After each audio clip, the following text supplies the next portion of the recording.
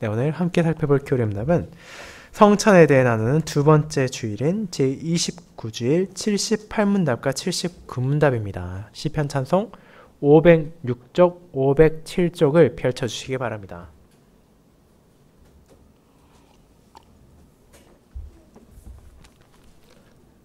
하이델베르 교리응답 제29주일 78문, 79문답을 교독하겠습니다. 하이델베르 교리응답 제29주일 제78문. 그러면 떡과 포도주가 그리스도의 실제하는 몸과 피로 변화됩니까? 그렇지 않습니다. 세례의 물이 그리스도의 피로 변화되지 않고 죄 그 자체를 씻지도 않으며 단지 하나님께서 주신 표와 인인 것처럼 주의 만찬의 떡도 비록 성례의 성격과 관례를 따라서 그리스도의 몸이라고 부를지라도 그리스도의 몸 그 자체가 되는 것은 아닙니다. 제79문. 그렇다면 왜 그리스도께서는 떡을 자기 몸이라고 하시고 잔을 자기 피 혹은 자기 피로 맺은 새 언약이라고 부르십니까? 그리고 사도 바울은 왜 주의 만찬을 그리스도의 몸과 피에 참회하는 것이라고 말합니까? 그리스도께서 이렇게 말씀하신 데는 중요한 이유가 있습니다. 그리스도께서는 떡과 포도주가 이 육신의 생명을 유지해 주듯이 그분의 십자가에 못 박히신 몸과 흘리신 피가 우리 영혼을 영원한 생명에 이르도록 하는 참된 양식과 음료라는 것을 그분의 만찬으로 가르치십니다. 그러나 더욱 중요한 이유는 그리스도께서는 이 보이는 표징과 보증을 통해 우리가 다음의 내용을 확신하기를 바라신다는 것입니다. 첫째, 성령의 역사하심을 통해 우리가 그분을 기념하며 이 거룩한 표징들을 우리 입으로 받아먹는 것처럼 그렇게 확실하게 그분의 참된 살과 피에 참회합니다. 둘째, 마치 우리가 직접 우리의 죄를 위해 고난받고 또 죄의 값을 갚은 것처럼 그분의 모든 고난과 순종이 확실하게 우리의 것이 됩니다. 말씀 복사 후에는 찬송 1비장 1, 2, 3절로 사도신경을 함께 고백한 후 찬송 44장 1회 1비 2절을 함께 부르도록 하겠습니다.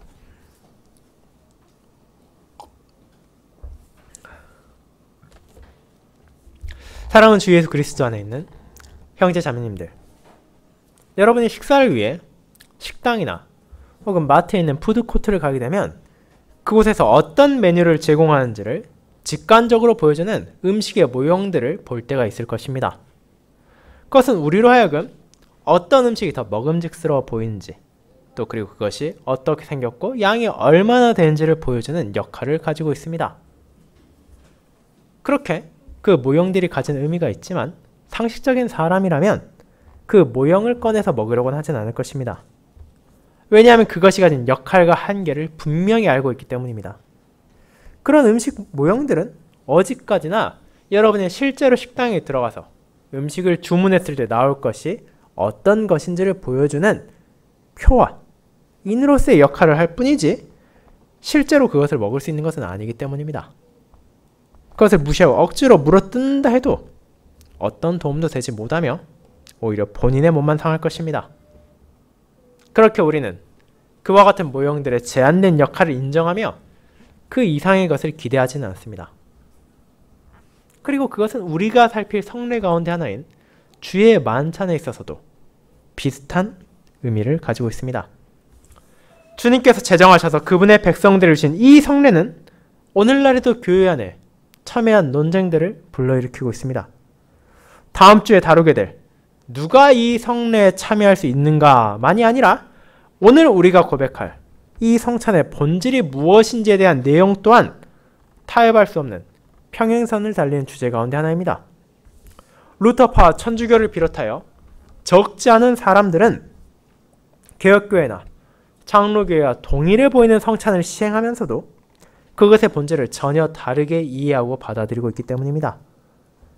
그렇게 양자 모두 주의 만찬의 중요성을 공통적으로 인식하고 있다면 그와 같은 차이점이 발생하는 것이 서로 납득할 수 없는 것도 당연할 것입니다.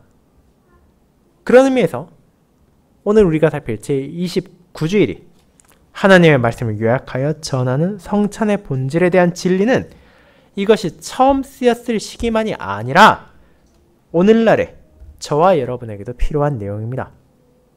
우리는 이를 함께 고백함을 통해 우리가 참여했고 우리가 참여할 이 성찬, 주님의 식탁이 가진 의미를 바르게 기억하며 그것이 가리키는 본질 안에서 풍성한 위로와 은혜를 누려야 할 것입니다. 저는 그와 같은 주의 만찬의 의미를 전하는 교림답을 주의 만찬의 성례가 가리키는 그리스도의 복음이라는 제목으로 나누고자 합니다. 이를 통해 세례와 마찬가지로 주의 식탁이 표와 인으로서 어떤 역할을 하는지를 살펴본 후 어째서 떡과 포도주가 실제 그리스도의 살과 실제 그리스도의 피로 변하지 않는다 하더라도 우리에게 주는 그분의 은혜가 변하지 않고 여전히 넘치도록 풍성한 것인지를 고백하고자 합니다. 이를 첫째, 나에게 필요한 양식을 가리키는 주의 만찬, 둘째, 그리스도의 십자가를 가리키는 주의 만찬, 셋째, 그리스도의 약속을 가리키는 주의 만찬이란 대지로 나누어 알아보겠습니다. 먼저 첫째, 나에게 필요한 양식을 가리키는 주의 만찬을 살피겠습니다. 형제자매 여러분, 우리는 교림답 제28주일을 통해 주의 만찬이 가지는 의미가 무엇인지를 세심하게 살피기 시작했습니다. 그리고 그것이 가진 전체적 의미에 대해 지난 주일 장로님께서 읽으신 허승일 박사님의 설교를 통해 들어보셨을 것입니다. 그렇다면 오늘 내용에 들어가기 앞서 지난 설교를 통해 함께 나눈 성찬에 대한 개관을 떠올려 보도록 합시다. 먼저 우리는 성찬이 신자에게서 선택적인 것이 아님을 고백했습니다. 그리고 그 이유는 다른 데 있는 것이 아니라 주님께서 자신의 백성들의 그 성찬에 나올 것을 명령하셨기 때문입니다. 그렇게 구약의 유월절을 기념하던 언약 백성들이 자기 마음에 따라 언제는 기념하고 언제는 기념하지 않아도 되는 것이 아니라 항상 그것을 기념했던 것처럼 이를 성취한 성찬에 참여하는 것 또한 한 개개인의 마음에 따라 나아도 되고 안 나아도 되는 것이 아닙니다. 그것은 결국 주님의 명령이며 이를 거부한다는 것은 결국 자신의 마음, 자신의 기준이 주님의 말씀보다 더 위에 있다고 생각하는 죄를 범하는 것이기 때문입니다. 그렇게 우리가 다음 주에 살펴볼 성찬에 나와야 되는 사람들은 마땅히 자신을 낮추고 겸손히 주의 뜻에 따라 성찬의 자리에 함께해야 한다는 것을 살펴보았습니다. 그뿐 아니라 성찬은 주님의 약속도 보여주고 있었습니다. 그것은 구약시대부터 계속해서 이어지는 하나님의 언약이 어떤 방식으로 성취되는지를 가리키고 있으며 그분께서 일용할 양식을 베푸심으로 나의 육신의 삶을 유지시키실 뿐 아니라 나의 영적인 삶까지도 보존하신다는 것을 보여주는 것이었습니다. 그리고 마지막으로 성찬은 주님과의 연합을 가리키고 있습니다. 우리가 주의 식탁에서 그분의 살과 그분의 피를 가리키는 떡과 포도주를 먹고 마신다는 것은 그분과 하나가 된다는 것을 가리키고 있으며 믿음으로 이를 행하는 자들은 그분과 연합함으로 우리가 결코 가질 수 없던 풍성함을 누리게 되는 것입니다. 동시에 이 연합이 세상의 그 어떤 관계가 가지는 연합보다 더욱 온전한 그리스도와 그분의 백성과의 연합이기에 우리는 은혜 안에서 주어진 이 놀라운 연합에 감사하며 하나님의 나라에서 우리가 누릴 그분의 식탁을 바라보고 그 소망과 위로 안에서 복음의 진리를 붙잡을 뿐 아니라 그런 성찬을 사용하시는 성령 하나님의 역사하심으로 믿음이 자라나게 됩니다. 그렇게 이와 같은 주의 식탁은 우리에게 필요할 뿐 아니라 우리에게 유익한 거룩한 성례임을 함께 고백했습니다. 이제 그에 이어지는 제29주를 통해 우리는 성찬의 본질을 보다 더 깊게 살피고자 합니다. 그리고 이는 그분의 식탁이 표와 인인지 혹은 그 자체가 목적이 될 수 있는지에 대한 다루고 있는 것입니다. 이 점을 우리는 세 부분으로 나누어 살펴볼 것이며 그 중에서도 그와 같은 성례의 식탁을 통해 저와 여러분에게 주어진 양식이 어떤 것이며 그것이 가진 의미가 무엇인지를 다룰 것입니다. 성찬에 참여하는 사람 중 그 누구도 부인할 수 없는 것은 그곳에 놓여있는 떡과 포도주 그 자체는 특별한 것이 아니란 점입니다. 그리고 어떤 의미에서는 그것들은 특별한 것이 되어서는 안 됩니다.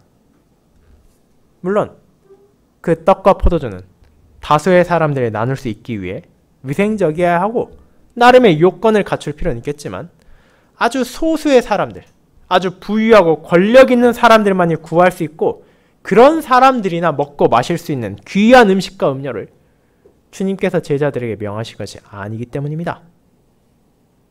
그분께서 최초로 제정하신 주의 만찬에서 제자들과 드셨던 떡과 포도주도 이후에 그분의 교회가 보존하고 시행하는 성찬에서도 그 식탁에 놓여진 것은 어디까지나 그분의 모든 백성들이 일상적으로 접할 수 있고 일상적으로 마주하게 되는 떡과 포도주, 친숙한 식료였습니다. 그렇기 때문에 주의 만찬에 나오는 모든 사람들은 그 식탁에 올려지는 것이 무엇을 의미하는지 알고 있었습니다. 그것은 우리의 일상의 음식이고 일상의 음료입니다. 매일의 삶을 위해 우리가 먹고 마셔야 하는 것, 바로 자신들의 식탁에도 놓여져 있어 가족들과 함께 나누는 것이 바로 그것이었기 때문입니다. 비록 우리의 문화가 달라 우리가 일상적으로 빵과 포도주를 먹고 마시지 않는다 하더라도 여전히 우리는 그 의미를 이해하고 받아들일 수 있습니다. 더 쉽게 말하자면 한국인들로 따지면 밥이나 혹은 물이 이 식탁에 놓여있는 것과 비슷한 것입니다. 어떤 사람도 먹지 않고 마시지 않고 살아갈 수 없다는 것을 우리는 알고 있으며 주님의 식탁에 그와 같은 가장 일상적인 음식과 음료가 놓여 있다는 것은 바로 평범한 모든 사람들의 양식을 통해 지금 그들이 바라봐야 하는 것이 있다는 것을 보여주는 것입니다. 그런데 여기서 중요한 점이 있습니다. 그게 정말로 특별한 것이 아니라면 일상에서도 먹고 마시는 떡과 포도주라면 굳이 주의 식탁에 나와서 이것을 먹고 마실 필요는 없지 않겠습니까? 이 떡과 포도주가 대부분의 사람들의 집에 이미 가지고 있는 것이며 굳이 교회에서 성도들과 함께 먹고 마실 필요는 없는 것 아니냐는 생각이 떠오를 수도 있습니다. 그 자리에서 먹고 마시는 것이 정말로 우리가 언제라도 먹고 마실 수 있는 떡과 포도주라면 말입니다. 하지만 성찬을 시행하는 교회는 당연하지만 그런 의미로 배고픈 사람들 와서 목마른 사람들 와서 먹고 마시라는 뜻으로 주의 식탁을 준비하는 것은 아닙니다. 그리고 그에 대한 이유가 무엇인지가 여기서 중요한 내용입니다. 가장 먼저 우리가 기억해야 할 것은 비록 성찬의 주된 의미가 영적인 양식에 있는 것이라 하더라도 육체의 양식을 이 성례가 무시하는 것은 아니라는 점입니다. 신자는 우리의 육신에 필요한 모든 것을 주시는 분이 하나님이라는 것을 고백하고 있습니다. 그리고 그분의 선물이 아니라면 나의 이 육신의 생명까지도 단 한순간도 서 있을 수 없다는 것이 신자로서의 우리의 현실입니다. 그렇게 주님의 식탁에 이렇게 떡과 포도주가 놓여있고 그분께서 나에게 이것을 베푸신다는 것은 나의 일상에 필요한 힘, 즉 내가 매일 먹고 마시는 양식까지도 본질적으로는 주님의 손길을 통해 나에게 주어진다는 것을 가리킨다는 것입니다. 하지만 거기에서 끝이 아닙니다. 성찬의 식탁은 그와 같은 육적인 양식을 나에게 주신다는 것을 넘어서 우리에게 주어진 영적인 양식과 음료를 가리키는데 그 주된 목적이 있기 때문입니다. 그리고 여기에서 바로 해석이 갈립니다. 천주교와 루터교가 가진 성찬에 대한 모든 교리를 이 시간에 해설하기는 무리가 있지만 그럼에도 78문답이 다루고 있는 그들의 가르침의 핵심은 기억할 필요가 있습니다. 천주교는 성찬의 식탁에 놓인 그들이 먹고 마시는 포도주와 떡의 본질이 바로 그리스도의 몸과 피로 실제로 변화한다고 주장합니다. 비록 그것이 여전히 떡의 형태를 가지고 있고 포도주의 무게를 가지고 있으며 떡과 포도주의 맛을 지니고 있다 하더라도 그 본질이 그리스도의 몸, 그리스도의 피로 변화되었다는 것이 그들이 주장하는 화채설입니다. 그리고 루터교는 이와 동일하진 않지만 유사한 가르침을 고수하고 있습니다. 그것은 그리스도께서 부활하신 이후 그분의 인성에 있어서도 신성과 마찬가지로 이제 더 이상 어떤 제한도 받지 않으시기에 그분의 신성이 온 세상에 존재하시는 것처럼 그분의 인성 또한 그렇게 하지 못할 이유가 전혀 없다고 말입니다. 그런 교리를 기반으로 그들은 성찬에서 먹고 마시는 떡과 포도주에도 그리스도의 몸과 피가 함께한다는 공제설을 펼쳤습니다. 그렇게 천주교와 루터교는 이 성찬의 상에 올려져 있는 것이 평범한 떡과 평범한 포도주가 아니라는 것, 영적인 양식임을 주장하기 위해 그 본질이 그리스도의 몸과 피라고 말했습니다. 만약 그 식탁에서 먹고 마시는 것이 정말로 실제 그리스도의 피, 실제 그리스도의 살이라면 그 누가 여기에서 평범한 식사와 비교할 수 있겠습니까? 그것은 분명 아주 특별한 영적인 양식이며 그 누구도 거기에서 눈과 마음을 뗄 수 없을 것입니다. 이것은 분명 매력적인 주장으로 들릴 수도 있습니다. 하지만 우리가 그들의 주장을 받아들이지 않는 이유가 있습니다. 그 이유는 다른 데 있는 것이 아니라 바로 성경이 그런 가르침을 말하고 있지 않기 때문입니다. 분명 주님께서는 성찬을 제정하실 때 그곳에 놓인 유월절을 기념하기 위한 떡과 포도주를 향해 그것이 자신의 몸이고 자신의 피라고 말하셨습니다.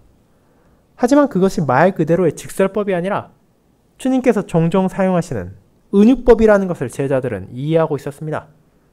그렇게 그들은 떡을 먹을 때 고기의 맛과 느낌이 나지 않아도, 포도주를 마실 때 피릿한 피의 향기가 나지 않는다 하더라도 이상하다 생각하지 않았습니다. 왜냐하면 그것은 은유이기 때문입니다. 그리고 그것은 이후에 찾아올 그분의 십자가를 가리키고 있었습니다. 그렇게 성찬이 처음 제정될 때도 그 떡과 포도주 자체의 마음을 집중하는 것은 주님께서 원하시는 바가 아니었습니다. 그것은 제자들과 신자들에게 필요한 영적인 양식을 가리키는 상징이었습니다. 그리고 떡과 포도주는 그 역할을 하기에 이미 충분했습니다. 그것이 굳이 그분의 실제 살과 실제 피로 변하지 않다 하더라도 우리의 영적인 성장을 위해, 우리의 영적인 안녕을 위해 주님의 은혜가 필요하다는 것을, 십자가를 바라봐야 한다는 것을 가리키는 데는 부족함이 없기 때문입니다. 그렇게 오늘 함께 읽은 고린도전서의 내용에서 사도 바울이 전한 것처럼 이것은 기념, 그분이 나를 위해 무슨 사역을 하셨는지, 그분이 나에게 얼마나 큰 은혜를 베푸셨는지를 기억하기 위한 방편으로 주어진 것입니다. 떡과 포도주가 그리스도의 실제 살과 실제 피로 변화한다면 더 큰 가치가 주어질 것처럼 느껴지고 신자들이 그것을 더 특별하게 여길 수도 있습니다. 하지만 그런 방식으로 성찬이 이렇게 특별하다고 왜곡해서 강조하지 않는다 하더라도 성찬은 이미 그 자체로 우리가 받을 가치가 없는 너무나 놀랍고 특별한 주님의 은혜입니다. 왜냐하면 성례의 공통적 특징을 다룰 때 이미 고백한 것처럼 그것은 하나님께서 나를 위해 제정하신 것이며 하나님께서 나의 유익을 베푸신 것일 뿐 아니라 나를 위해 그것을 보존하고 시행하도록 하신 거룩한 것이기 때문입니다. 전능하고 전지하신 하나님께서 여러분을 위해 주신 선물을 어떻게 우리가 경시할 수 있겠습니까? 비록 그곳에 놓여있는 떡과 포도주가 특별하지 않은 것이라 하더라도 그 본질이 여전히 우리 일상에서 얼마든지 접할 수 있는 것이라 하더라도 그것은 그리스도의 표와 인으로서의 역할하기에 우리에게 특별한 것이며 우리는 믿음으로 이 떡과 포도주를 먹고 마실 때 나의 영의 피로를 채우시는 주님을 바라보며 믿음으로 우리가 그 그리스도의 살과 피를 먹고 마심을 깨달을 수 있습니다. 그렇게 떡과 포도주가 그리스도의 살과 피로 변화하지 않고 그분의 살과 피가 그곳에 공지하지 않는다 하더라도 이는 여전히 우리에게 주어진 은혜의 방편이며 감사히 참여할 바로 그리스도의 몸이며 그리스도의 피인 것입니다. 사랑하는 형제자매 여러분, 그와 같은 성찬의 떡과 포도주의 본질을 잊지 말도록 합시다. 그것은 어디까지나 표와 인으로서 우리에게 주어진 것이며 우리 자신의 부족함을 깨닫도록 하는 것입니다. 나의 육체만이 아니라 나의 영혼까지도 내 힘으로는 결코 온전할 수 없음을, 나의 필요를 내 스스로 채울 수 없다는 것을, 그리고 그 필요는 오직 주님의 은혜로만 충족될 수 있음을 이 식탁을 통해 예수님께서는 가리키십니다. 하지만 동시에 그런 비천한 자신의 백성들을 향해 한없는 은혜를 아끼지 않고 베푸시는 그분의 사랑을 이 풍요로운 식탁은 보여주고 있습니다. 그것을 보여주기 위해 필요한 것은 떡과 포도주로 충분하게 주님께서는 우리의 일상의 음식과 음료를 그 자리에 두셨습니다. 그렇게 하심으로 떡과 포도주가 아닌 그분께서 베푸시는 은혜에 우리의 마음을 집중하도록 하시는 것입니다. 그 진리를 고백하기에 우리는 매번 성찬에 참여할 때마다 내 눈앞에 있는 떡, 내 눈앞에 있는 포도주가 아닌 그리스도를 기념하고 그리스도를 바라보며 그리스도의 복음을 붙잡음으로써 이 성찬의 본질을 기억하고 그런 신자의 마음은 자연스럽게 그분의 십자가로 향하게 됩니다. 그것이 두 번째, 그리스도의 십자가를 가리키는 주의 만찬으로 이어집니다. 성도 여러분, 우리 이제 떡과 포도주가 그분의 실제하는 몸과 피, 즉 육체적이고 물리적인 의미에서 그분의 몸과 피로 변하지 않는다더라도 그 역할을 충분히 할 수 있으며 그를 위해 주님께서 특별한 무언가가 아니라 일상의 음식과 음료를 자기 식탁에 주셨다는 것을 고백했습니다. 그런 떡과 포도주가 그 자체에 우리 마음을 집중시키는 것이 아니라 무언가를 바라보게 한다면 그것이 대체 무엇인지를 바르게 할 필요가 있을 것입니다. 그렇다면 이 떡과 포도주는 무엇을 표하고 있습니까? 이는 앞서 우리가 살펴본 세례의 성례와 동일합니다. 주의 식탁 또한 우리에게 그리스도의 십자가를 가리키고 있습니다. 이와 같이 떡과 포도주를 통해 우리는 다른 무언가가 아닌 그리스도의 십자가에서의 사역을 바라보게 되는 것입니다. 성찬의 식탁에 나아갈 때 우리는 나의 영혼에 필요한 음식과 음료가 있으며 그것을 다른 어디에서도 구할 수 없다는 것을 깨닫게 됩니다. 이것은 오직 주님의 은혜로만 주어지는 것이고 그분의 사역을 통해서만 베풀어지는 것입니다. 그리고 이런 자각은 그분의 십자가로 우리를 향하게 합니다. 아담과 하와 안에서 모든 사람은 본질적으로 죽은 존재였습니다. 그들의 영혼은 타락과 부패로 인해 더럽혀졌고 참된 진리 안에서 살아가는 것이 아니라 거짓과 죄 안에서 하나님을 향한 진리를 잃어버렸습니다. 그리고 이를 다르게 말하자면 영적으로 죽었다고도 할 수 있습니다. 아무리 사람이 육체의 호흡을 하고 먹고 마시며 살아서 움직이는 것처럼 보인다더라도 그 영혼이 죽어있다는 것이 변하지 않습니다. 그리고 그것이 다시 살아나기 위해서는 오직 하나님의 은혜가 필요합니다. 왜냐하면 결국 참된 생명이란 하나님이 어떤 분이신지를 알고 그 진리 안에서 그 은혜 안에서 살아가는 것이기 때문입니다. 우리의 육신이나 영혼이나 그분을 떠나서 살 수 없습니다. 그런 현실을 깨달았다면 우리는 어떻게 해야 하나님께 나아갈 수 있는지 그분의 은혜 안에서 내가 살 수 있는지를 고민하게 될 것입니다. 그리고 그에 대한 답은 오직 하나, 성찬이 가리키는 대로 그분의 십자가에만 있습니다. 그분께서 십자가에 매달려 죽으셨다는 것은 단순히 로마에서 반역한 한 명의 죄인이 죽임당한 것이 아닙니다. 예수 그리스도께서는 당시 세상의 기준으로도 그리고 하나님의 기준으로도 죽임받아 마땅한 어떤 죄도 짓지 않으셨습니다. 하지만 그분은 분명 십자가에 못 박히셨고 피를 흘리셨고 긴 시간 조롱받으며 고통받고 죽으셨습니다. 그 이유가 무엇입니까?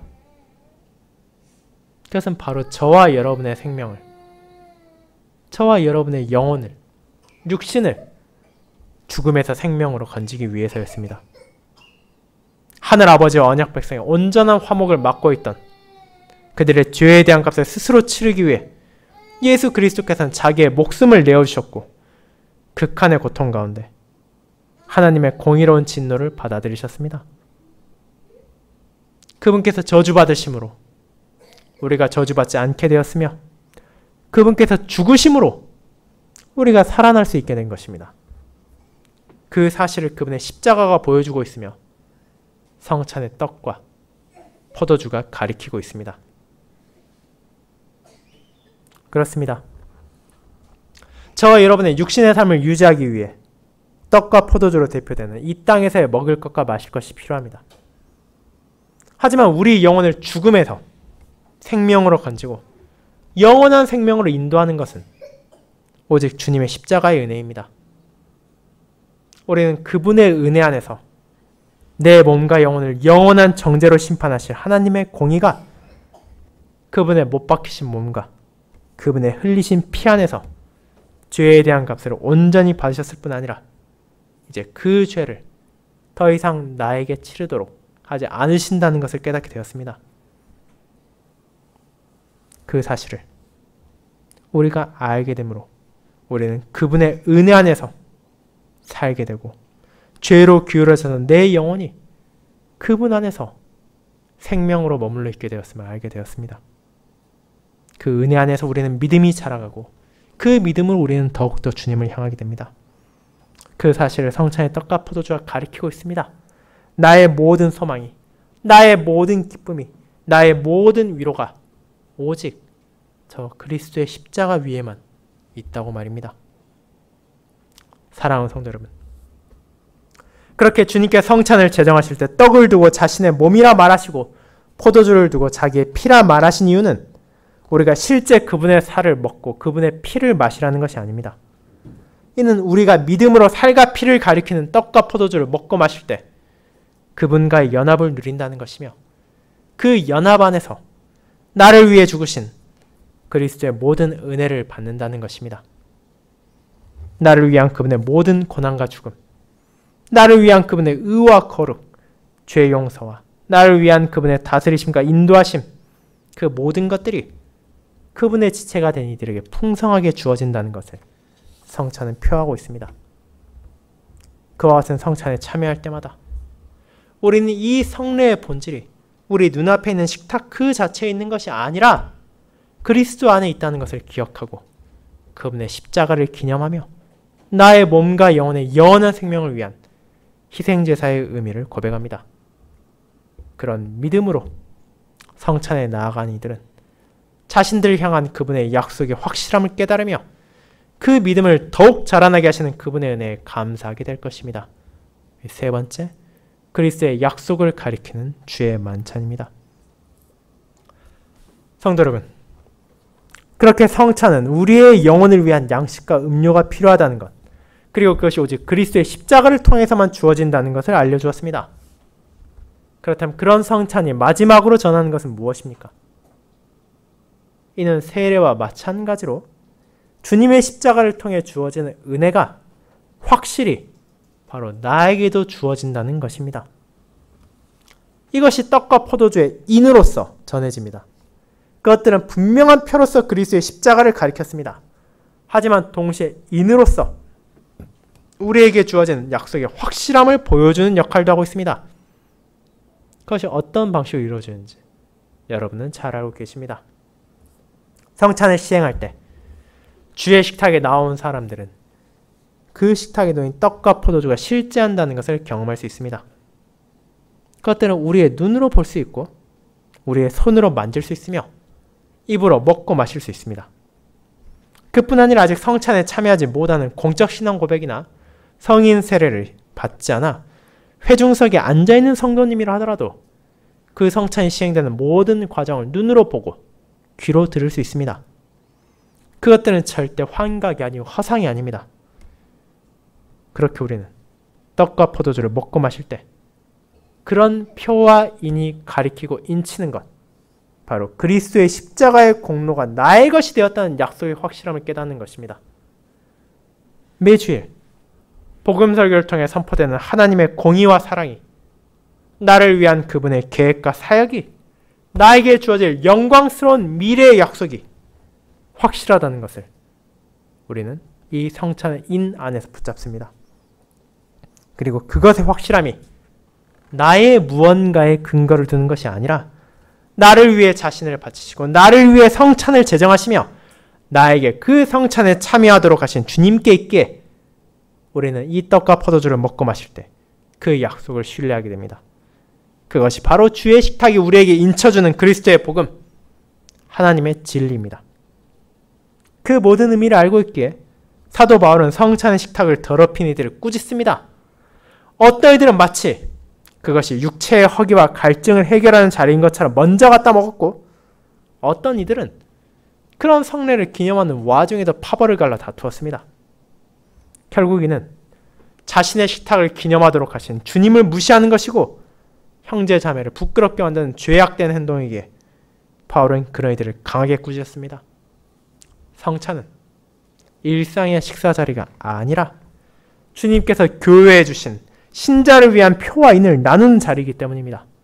그렇게 그것은 마땅히 주님을 기념하는 자리가 되어야 되며 그에 참여하는 모든 이들의 마음은 그리스도께로만 향해야 합니다. 그리고 그분 안에서 위로와 소망을 품고 더욱더 감사히 살아가기를 갈망하게 되는 것이 이 성찬의 자리인 것입니다. 사랑하는 여러분, 이와 같은 성찬의 의미를 우리 또한 기억해야 합니다. 이 식탁이 표와 인으로 가리키고 인치는 것은 식탁에 녹인 떡과 포도주 그 자체가 아니라 그리스도의 사역이며 그것을 확신하게 하는 그분의 약속입니다. 그 진리를 바르게 기억하며 거룩한 성찬을 향해 나아가고 거룩한 성찬 은혜에 감사하도록 합시다.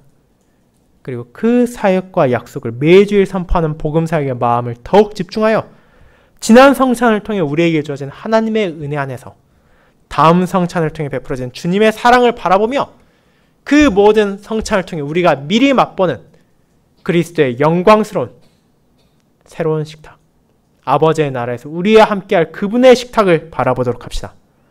그와 같은 복음의 약속을 붙잡고 살아갈 때 저와 여러분, 이 땅에서 결코 찾을 수 없는 참된 생명의 소망과 위로를 경험하는 특권을 가지게 될 것입니다. 아멘.